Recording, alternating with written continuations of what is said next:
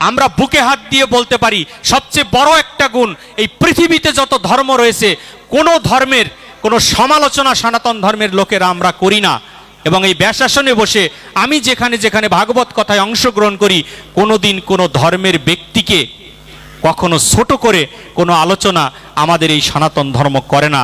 এটা এই ধর্মের সবচেয়ে বড় শক্তি। আপনারা দেখাতে পারবেন না, কারণ এই বাংলাদেশে না হয় আমরা সংখ্যালঘু, কিন্তু একটুখানি বর্ডারটা পারিয়ে গেলেই আমরা কিন্তু সেখানে সংখ্যাগরিষ্ঠ। সেই সংখ্যাগরিষ্ঠ জায়গায়ও দেখবেন যারা ভাগবত কথা অমৃত প্রচার করে তারা কিন্তু কখনোই অন্য ধর্মের কোনো বাজে কথা বলে না। অন্য ধর্মে কি আছে সেইগুলো নিয়ে দেখার আমাদের বিষয় নয়।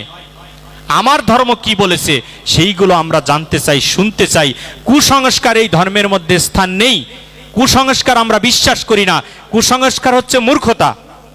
যদি আমি মূর্খ হই তাহলে আমি কুসংস্কারে বিশ্বাস করব। আমরা কুসংস্কারে বিশ্বাসী নয়। এই সনাতন ধর্ম, সেই সনাতন ধর্ম পরম্পরা থেকে প্রত্যেকটা যুগে এক একটা করে ক্যাটালগ স্বরূপ আমাদের কাছে গ্রন্থ আগে এসেছে, তারপরে অনন্ত কোটি বিশ্ব ব্রহ্মাণ্ডের মালিক বিভিন্ন রূপে আমাদের কাছে এসে আমাদের এই সাধুসঙ্গ, ভক্তসঙ্গ, সাধন ভজন শিক্ষা দিয়ে তারপরে তিনি আমাদেরকে পরিচালিত করছেন।